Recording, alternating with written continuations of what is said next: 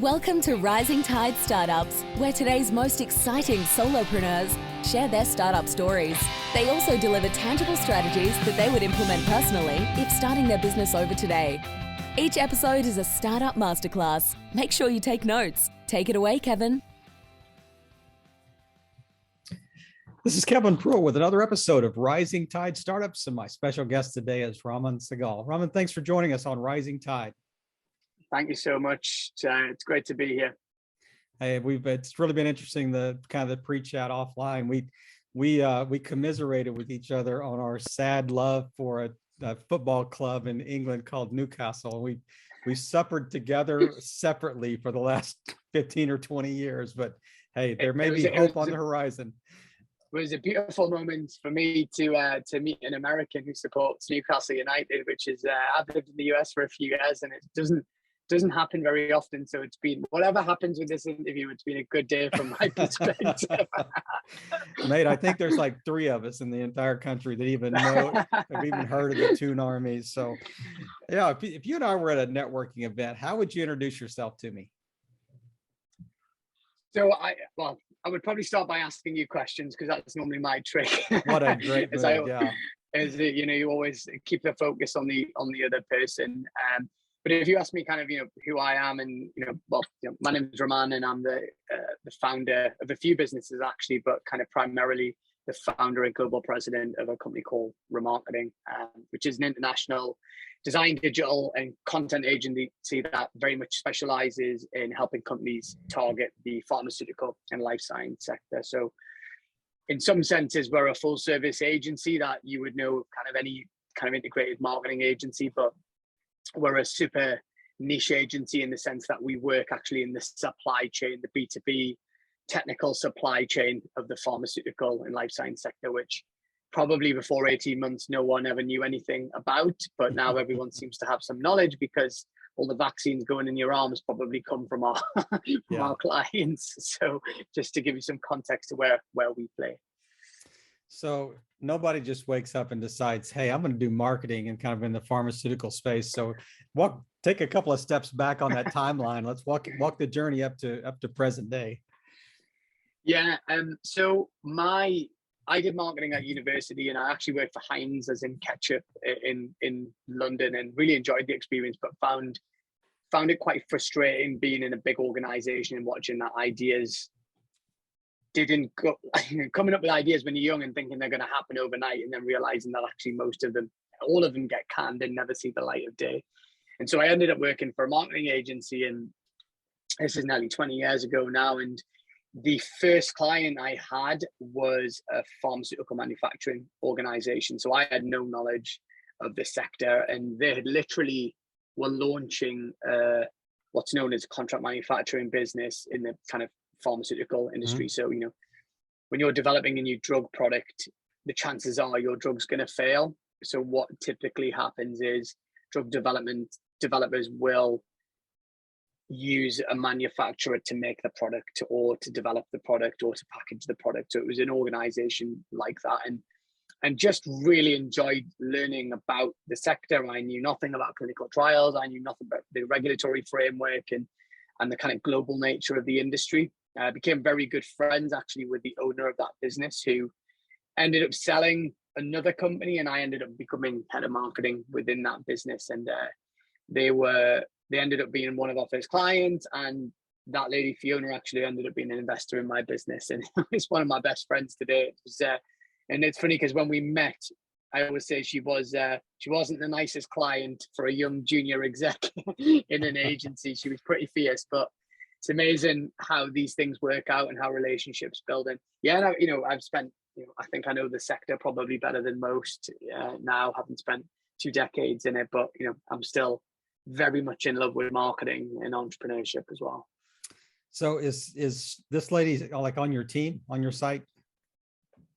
Well, she's not really. She's almost she's kind of an investor, but she does she turns up to the board meetings. She helps. I have a CEO that runs the business day to day, and then she's there at the end of the phone if I'm having a bad day and just want to vent. And so it's interesting. I never expected to take an investor or outside help in our journey, and it was interesting when we brought Fiona in 2017. I think that it was less about the cash investment and actually more about the ambition. So Sure. I think she'd built her business and sold it for a lot of money many years ago, and she was able to bring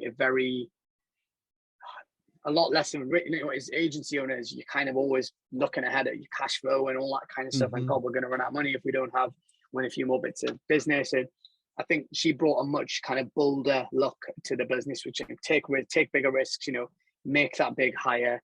Let's open an office in the US. And, I can't actually think of one. The odd one doesn't work out, but on the whole, they work out. And so it's almost like a confidence boost when you've got someone there almost believing in you, because, I'm sure, to the episodes I've listened on your podcast, there's always that imposter syndrome with all of us, which is like, we'll think we're going to get found out at some No point, doubt about it. because we're all making it up all the time. But, you bring some experience like that of people that have been there, and it really is worth its weight in gold.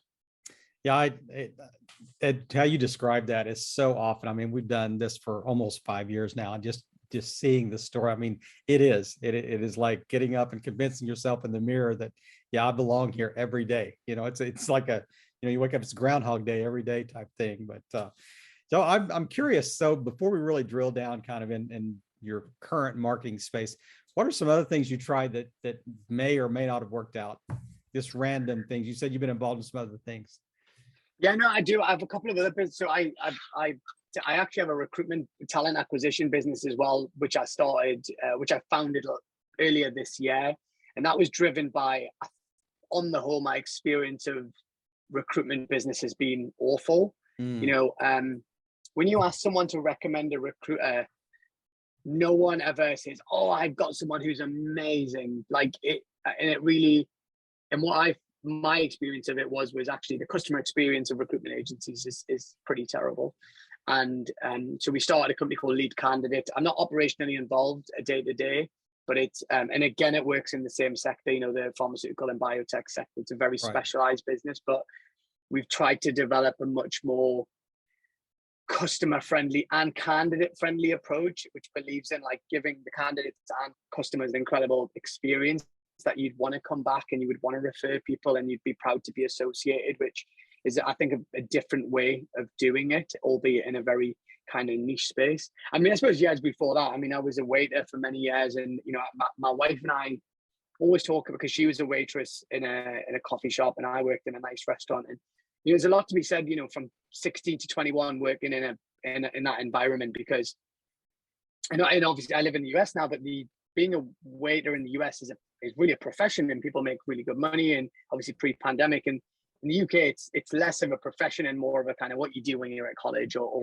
whatever.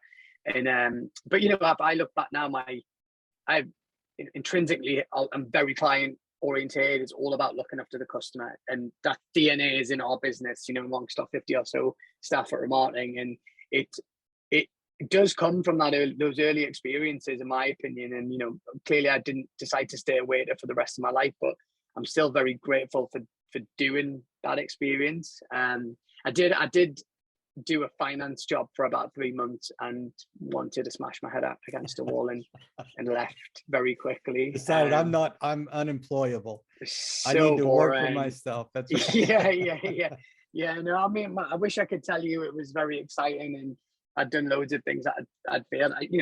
In a sense, I'd worked in-house, I'd worked for agencies, and then kind of fell into doing my own thing. It was opportunistic. It wasn't that strategic. And, it's funny, I look back now and you see, probably with yourself, you see entrepreneurial traits in yourself, I suppose in hindsight, but I never really thought of that when I was, even 15 years ago, that I was going to start my own business and going to do my own thing.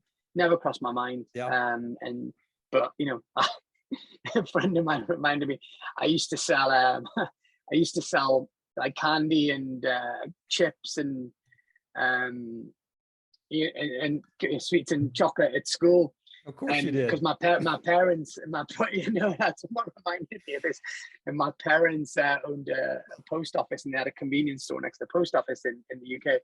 And my mum was my supplier, and I look back now, but man, I knew how to do pricing and use the basic supply and demand. And I ended up selling designer clothes in school as well, because a friend of mine owned a designer store, and it was at a time of life where, you know, Tommy Hilfiger arrived in the UK, and I had a supplier who could get me Tommy Hilfiger jumpers. You know, I used to sell $50 jumpers in school to 18, 19-year-olds, which, you know, and the margin on that was pretty healthy. So I have had weird kind of, I suppose, things that I've done in my career that are probably less less traditional than, you know, the typical graduate that goes to college and then goes into a grad role at Deloitte or whatever. Yeah. Well, you said you didn't know you kind of had those entrepreneurial traits, but I bet if you look back at some of the jobs you had, you were probably pretty entrepreneurial. So you were probably trying to figure out different and better ways to even do those jobs that you were given, you know, even internally within a company. Oh, honestly, I've never heard that phrase, but I'll tell you what's interesting. The two agencies that I worked with before I set my own up, when I left one of them, the guy that owned that agency, I still know today, said to me, before you leave, why don't you start an agency and I'll bankroll half of it. I'll own half of it and I'll help you. And I said no and went and did my own thing. And then the second person, the agency I worked for, the lady, again, who I've still got a great relationship with today, she asked me, before you leave, do you want to go and set up our office elsewhere in the country? And, you know, you look back and you think they obviously saw something in me that I didn't. Yeah. See, and that's not me. That's absolutely not an arrogance or a overconfidence thing. It's just it's funny, you know, especially when you're younger, there is a perception that young people are, you know, especially these days, are blinded by, they expect to be CEOs after 5 minutes of experience. I certainly wasn't like that, and but it's amazing where you in my position now, where I'm responsible for 55 people's salaries or whatever, I see flashes of that in other people now before. Yep. Like, and it's funny, like, you know, I look back now going, wow, they obviously saw something in me that I just was blissfully unaware of. But you'll file that away. And like, if you start new initiatives or you start new divisions or whatever, those are the people you'll probably call on to run those or start new, you know, even separate businesses for sure. But so walk us through, when exactly did the raw marketing start? Yeah, so it started in 2009, and it was genuinely just me, you know, on a little kitchen in Gateshead, in a kitchen table in Gateshead, which is not the, it's not Boston, I can tell you that. And it was an opportunistic. It was the company that Fiona sold was a pharmaceutical manufacturing company, and the managing director there rang me one day and said, "Hey, do you mind doing our PR and our web updates and all this type in SEO on the side?" And I said, "Yeah, sure, that sounds fun. Like, yeah, we'll go ahead and yeah." And I remember saying to my wife, "Hey, I can earn an extra £10,000-12,000 here, and we can go traveling." And that was the startup strategy. There was nothing beyond that. And then I ended up picking up a couple of other clients over the next couple of years, and it was really.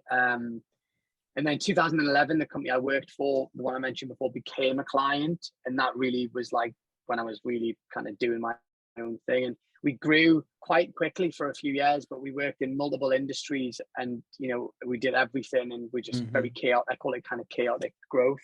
Yep. And at that point, what I realized, and I suppose one of the key, we did an analysis of our customer base, of who we had as the agency, and kind of, you know, it's something called a client matrix, which I'd recommend to people to use. And I call it a client matrix, and effectively you put there's 4 boxes, and, you know, it's how high maintenance versus profit. So you have high maintenance, low profit, low maintenance, high profit, like 4 quadrants. And what I worked out was our low maintenance, high value clients, most of them were in the pharmaceutical space or in the life science healthcare space. And so took the decision. I didn't even know what the word pivot meant there, right? This was, I was just like, right, we're just doing that and nothing else. And that was in 2016, I think. And that really accelerated the kind of the trajectory of the business, because,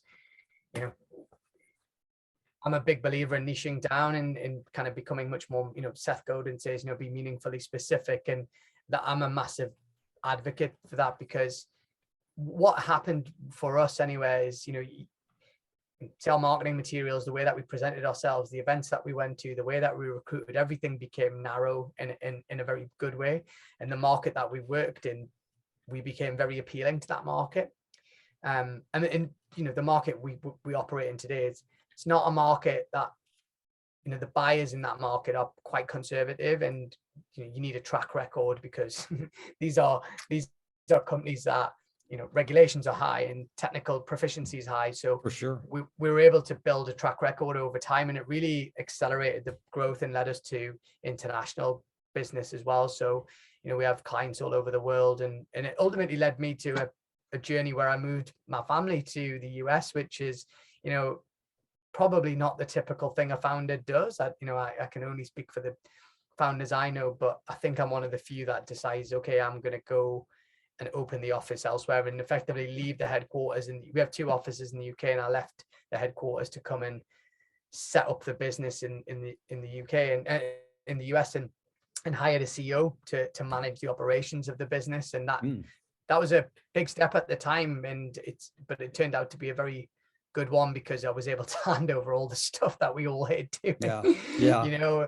IT systems, HR, and operations, and even delivery to an extent. I'm not involved in any of those things these days, and it allowed me to free up and do what that I'm probably better at, which is meeting people, which is helping on sales, marketing, and just being a face of the business. And so we're about 55 people as of today is remarketing, and we're actually in 2021 we're the fastest growing comms agency in the UK. So we're a pretty fast growth business, and the sector that we work in is thriving at the minute, and it's a place where we are in a good spot at the minute to take advantage of the market opportunities, but also do it in the right way. We're a very ethical business and very proud of the culture and all that type of thing. So and learning lessons all the time. It's the amount of mistakes that I've made, and honestly I could spend 5 hours just telling you about all the mistakes that I've made.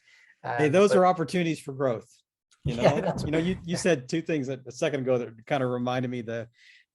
You said I kind of passed on things I didn't necessarily like to do, and it's like the perfect storm of it's good to be the king, and kind of like the E-Myth, that says you want to do what you're work on your business instead of in it, type thing, and it moved 100%. You out of that, let you have a little different perspective, of things that you wanted to put in place, and you can't be the accountant and the baker and the cleaner and the PR and the accountant or whatever. I was going to tell you earlier when you said finance, I did it for 3 months and hated it. In university, I was an accounting major for 15 minutes. So yeah, brother, I understand exactly what you're saying. That life is too short to do something you hate. I know, that's true. My CFO is he's forever saying, I'm going to send you the finances, but I'll put it in pretty pictures so you'll actually look at it. Because and no, you're absolutely right. And just going back to the mistakes that you make and the learning opportunities, I think it's probably one of the most underrated parts of what we do, and the learnings that we make and on the way. And there isn't a playbook for anything that we're doing, and anyone that tells you so, it's different for all of us. There are, the E-Myth's a great book, and there's some amazing scale up books, Great to Good and all that, Good to Great, and all that kind of stuff. There's some amazing books out there, and I'm a real reader. Actually, that's been one of the, I think, going back to kind of some of the personal success that I've been able to enjoy. One thing I did in 2016, I read a book called, I think it's called A Miracle Morning, which Hal Elrod. And honestly, that book genuinely changed my life. And I it's 6 years ago now, and I've kept to the morning routine for that amount of time. And I've read more books. I've built a learning habit, and it's genuinely been quite a life-changing habit to build. And I'd certainly recommend. I think for me, what it made me realize is, we go on this journey as entrepreneurs, just working in the business or on the business, whatever way you look at it, and you forget to invest in yourself. Yep. You just haven't got time. And so I I'm a big believer in making time for your own learning and development, and because there's the business grows, and most of our business do grow, you gotta stay ahead of that growth curve. Like I never want to be like the business outgrows me. And so I think what one lesson I certainly have, for learning for any of your kind of listeners is like, make time to learn in your own life. And I dedicate 20-30 minutes every single day just to learn, which sounds crazy, but it's 10. I read for 10 minutes a day. That's it. Okay. And I listen to one good podcast a day when I'm commuting, when I'm running, whatever it is. And, so actually, when I was running this morning, I messaged this morning. So I listened to 2 of your podcasts when I was running this morning. I picked up some really great stuff from one of your former guests, which, and that went in my notes, and I made some notes of it. It was around customer experience. It was a Australian guy who he worked for Deloitte and stuff like that. It was a really fascinating kind of journey that guy had been on. And and just read one blog a day. So every evening I'll read one blog, and think how much time we burn on social media and searching for holidays and all that kind of crap. Like it's I would certainly, for anyone listening, develop a learning habit, and it will change your life, because it certainly has for me and people I know. No, that is so good. I mean, once again, you're kind of, you are transitioning us. I mean, it's like a perfect segue into this next segment that I really want to kind of drill down on. And that's this whole idea around a kind of a mentor moment. I mean, I really want to leave our listeners with 1 or 2 things that they could really take away and really, like exactly like you did with the podcast today, 1 or 2 points. Yeah. So what are some key lessons that you think you've learned that you really believe would help somebody that's a little further behind you in the journey in this whole startup space? Just give me 1 or 2 really solid points. Before I do that, I'm going to tell you that I've got a book coming out where I've written 24 of them. So, yeah. So I think just what you've just said there is, I've spent, in the entirety of COVID writing a book called The Floundering Founder, and it is 24 lessons for owners of service businesses that are going through the same challenges, or feeling stuck, or feeling overwhelmed. And it's very much about people that are at a crossroads moment and trying to work out what to do with their businesses. And the way I've tried to write the book is kind of to take a step back and look at kind of 12 lessons that might help your business, and 12 lessons that might help you personally. And if I may kind of take a couple of those, I think one of the things that we've talked about today is around on the business side of things, of like,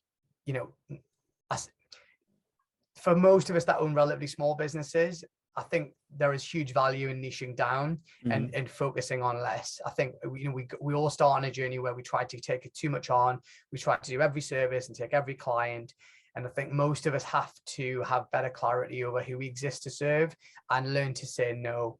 I think all of us could probably tell stories of terrible client relationships and, stressful times because a client wasn't very nice or didn't pay a bill or whatever that thing. And I think obviously it's more difficult to do when you're a couple of years into your journey, but if you're starting to get some traction in your business, learning to say no to opportunities that are not a good fit, functionally they're not a good fit because they're in the wrong sector or whatever, but also just like personally, like if you meet people that, my CEO rang me a couple of weeks ago and said, we've got this opportunity, but there's something about the guy, I just don't trust him.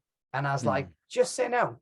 Like, we don't need the business. And it was an easy decision to make. And I think you have to believe there's another opportunity around the corner in those situations. And I genuinely think that we have to get kind of better at saying no and not chasing the money.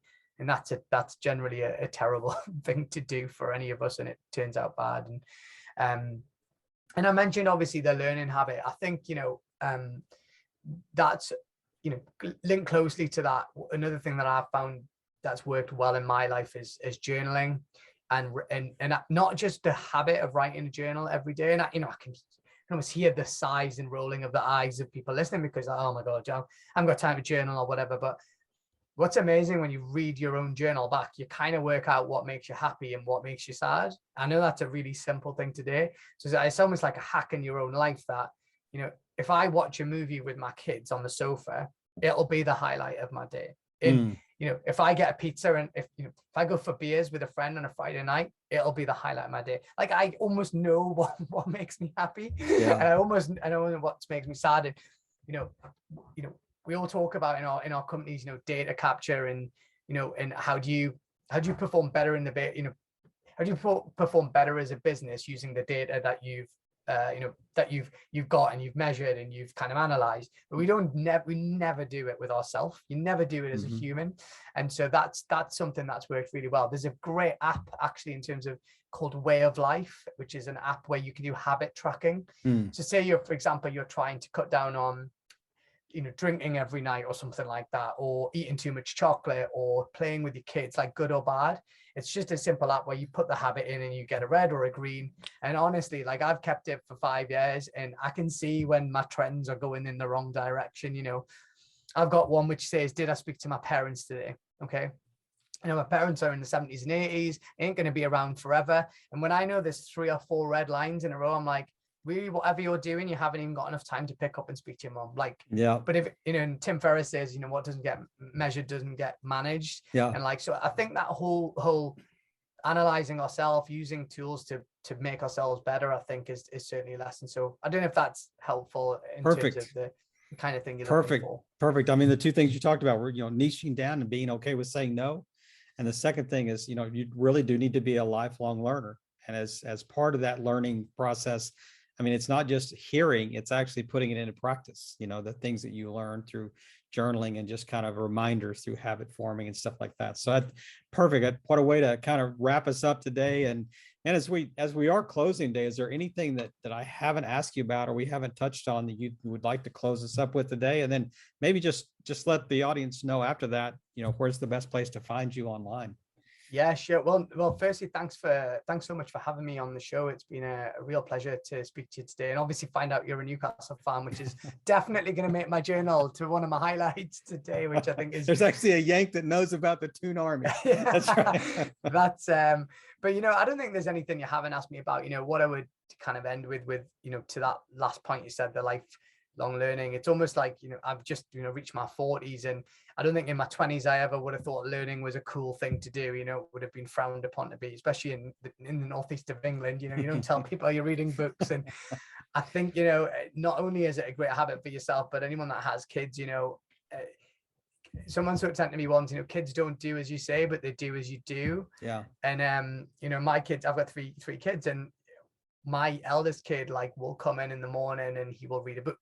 And he has directly got that from seeing me do that. And it's quite fascinating. So it's not just about, I think it's, you kind of have to practice what you preach. And that doesn't just go for your kids. I think it goes for your staff and your team as leaders. I find it really difficult working with leaders that say one thing and do another. Yeah. I think you have to set the tone and you've got to lead by example and all that kind of stuff. So that lesson kind of goes for business and life. And I would certainly recommend that people set the right example that they want to see in other people. And beyond that, you can find me on LinkedIn. Just look for Raman Sehgal, which hopefully will be in the show notes, and you can spell it, and you'll probably find me and please connect. And if I actually have the domain ramansehgal.com, and there's a website there with the businesses and the book and all that kind of stuff. And we have added, if you go to the website, there's you can actually download the first 40 pages for free. So if you go there, I certainly encourage people to do that. The book's going to be out in January, the end of January 2022. And, obviously buy it because it's nice when people buy your books, but quite honestly, for the type of people that you reach and the ears that you get to, I genuinely hope it helps you. And even if you can get one thing from it, I'm very grateful for that. And and thanks so much for having me on the show. I really enjoyed it. Hey, mate, just make sure you send me the link to the download. I'll make sure that's in the show notes as well, or the link to the first 40 pages of that. I'm curious. I appreciate you saying when that book was going to be out. It's called The Floundering Founder. That's the one. Did I remember the title right? That's it. Excellent. Well, man, thanks again for just taking time today just to share your story with us, hear your backstory, and kind of commiserate with me about the whole Newcastle sadness we've had to share for the last 20 years or so, but really just playing your part and just helping all boats rise in a rising tide. Raman. Another episode in the books. We hope you heard some great takeaways. Don't forget to subscribe and leave a 5-star review on iTunes and YouTube. As always, thanks for listening to Rising Tide.